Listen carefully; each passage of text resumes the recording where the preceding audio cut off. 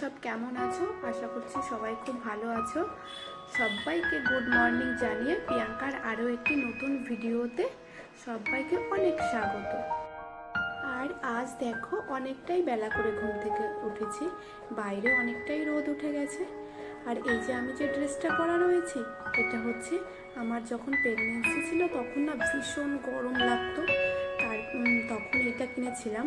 তো এর মধ্যে আর পরা হয়নি, তা জামা কাপড়গুলো গুছাতে গুছাতে এটা হঠাৎ মনে পড়লো, তাই ভাবলাম আজ এটাই পরি অনেক দিন বাদে। অনেক জায়গায়তে বেশ ঠান্ডা পড়ে গেছে, তবে আমরা যেখানে আছি সেখানে সেরকম ঠান্ডা নেই। তো দেখো মর্নিংয়ে মানে বেড কভারটা একটু ঠিক করে নিলাম, নেওয়ার পরে দেখো কত পরিমাণে জামা কাপড় রয়েছে, কালকে আর ভাঁজ করা হয়নি। আমার রোজ অনেক জামা কাপড় হয়, তোমরা হয়তো ভাবতে পারো যে এত জামা কাপড় কেন, কি করে হয়, তিনজনা মানুষ। জানি না গো, আমার বেশ জামা কাপড় হয়ে যায়।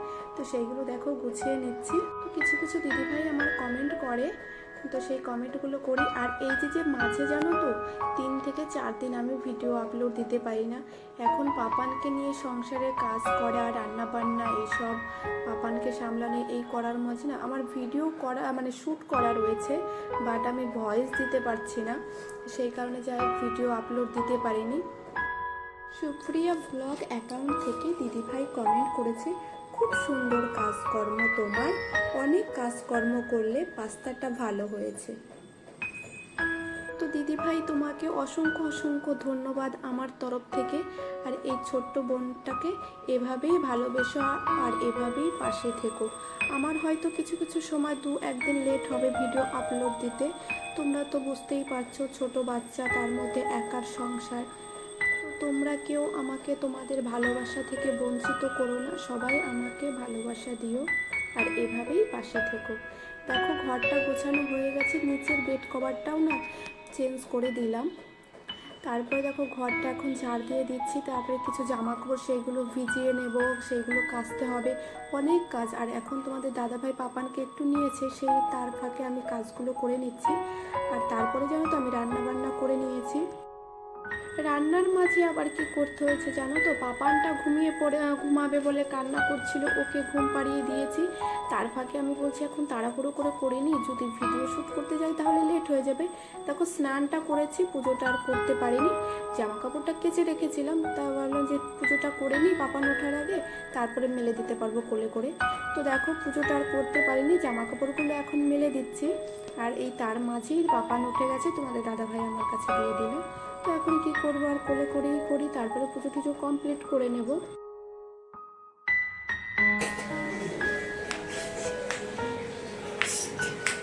পাপা ঘুমিয়েছিল আর আমি সব কাজ করে নিলাম না বাবা। পাপার ঘুম হয়ে গেছে, আমার সব কাজও হয়ে গেছে, এখন স্নান করবে পাপা।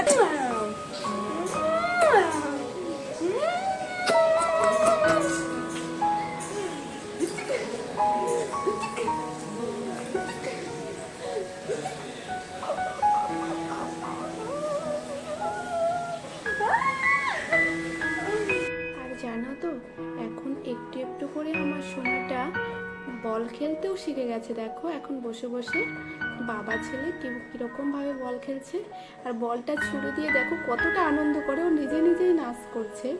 আর আমি একটু মানে ভিডিও করছিলাম বলে এবারে আমার কাছেও চলে আসে, আবার দেখো পাপার কোলে উঠে পড়লো ও। আর যখন হাসে না এত আনন্দ লাগে, মানে ওর মুখের হাসি দেখলে আমাদের বুকটা ভরে যায়। তারপরে দেখো পাপানের জন্য না একটু জল বসিয়ে দিলাম, মানে ওর জন্য জলটা ফুটিয়ে ফ্লাক্সে রেখে দিই ওকে খাওয়ানোর জন্য। আর এই যে দেখো একটু একটু ঠান্ডা পড়ে গেছে, তো দুপুরবেলাতে ভাবলাম এখন কম্বলটা বের করে দিই। তো আমাদের রাখার মতো সেরকম কিছু এখনও কেনা হয়নি, সেই কারণে এই ব্যাগটার মধ্যেই রেখেছি। আর এটা হচ্ছে কভার, এই কভারটা জানো তো 2টো শাড়ি দিয়ে একদম নতুন প্যাকেট থেকে খুললে, তারপরে আমার মা দিয়েছিল বানিয়ে, পাশের মানে আমার বাবার বাড়ির পাশে টেলার্স আছে সেখান থেকে। আর এই কম্বলটা দেখো বিয়েতে দিয়েছিল, কেমন লাগছে অবশ্যই তোমরা কিন্তু কমেন্টে জানিও। আর আমি যেখানে যেখানে যাচ্ছি আমার সোনাটা আমার পেছন পেছন যাচ্ছে। তো জানো তো একটা বাড়ির বউ বা মেয়ে 25 বছর বয়স থেকে 40 বছরের বয়সে যতটা মানে মনে আনন্দ নিয়ে একটা বাড়ি বা সংসার গোছাবে, বা সাজাবে, সেটা জানো তো 60 বছর বয়সে গিয়ে কখনো সেটা মানে সম্ভব না। তখন তো শরীরটা অনেকটাই ক্লান্ত হয়ে যায় বা খারাপ হয়ে যায়, তাই না? অনেকটাই রোগ ব্যাধি হয়ে যায়, তখন আর এতটা আনন্দ থাকে না। তো মানে সময়ের জিনিস সময়ে যদি পাওয়া যায় না, তাহলে ভীষণই আনন্দ হয়। তো আমি যেরকম মানে ঘর বাড়ি গোছাতে পছন্দ করি, তো সেটা যাই হোক আমার মানে মনের মতন করে এখনও গুছিয়ে সারতে পারিনি। তবে যাই হোক আস্তে আস্তে অবশ্যই হবে, ঠাকুর পাশে থাকলে অবশ্যই হবে। তোমরাও ঠাকুরের কাছে প্রার্থনা করো, অবশ্যই হবে।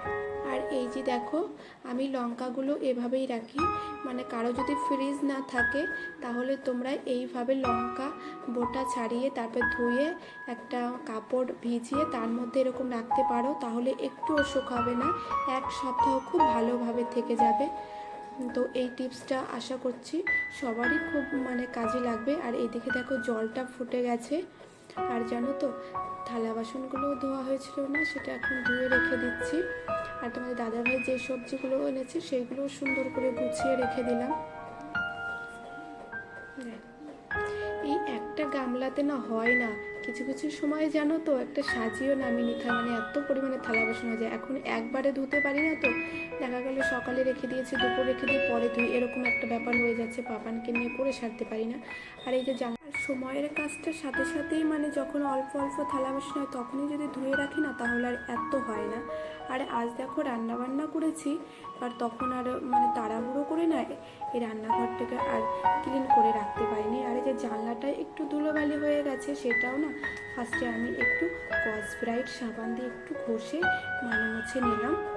আর এই যে নিচটাতেও এখানে থালা বাসন ধোয়া হয়, এখান দিয়েও মানে মানে একটু কেমন দাগ দাগ হয়ে গেছে, তো এটাও আমি ফার্স্টে স্কচ-ব্রাইট দিয়ে ডলে তারপরে এখন মুছে সুন্দর করে রেখে দিলাম।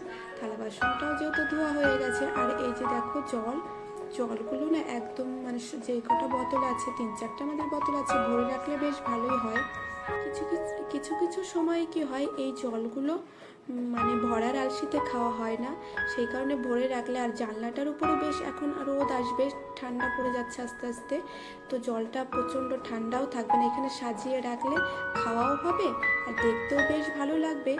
আর এই যে মানে বারবার ভরার ঝামেলাটাও থাকবে না, তাই এখানে আমি একবারে জল ভর্তি করে সাজিয়ে রেখে দিলাম। আজকের ভিডিওটা এখানেই শেষ করছি। যদি ভালো লাগে তবে অবশ্যই একটা লাইক করো, কমেন্ট করো, টাটা।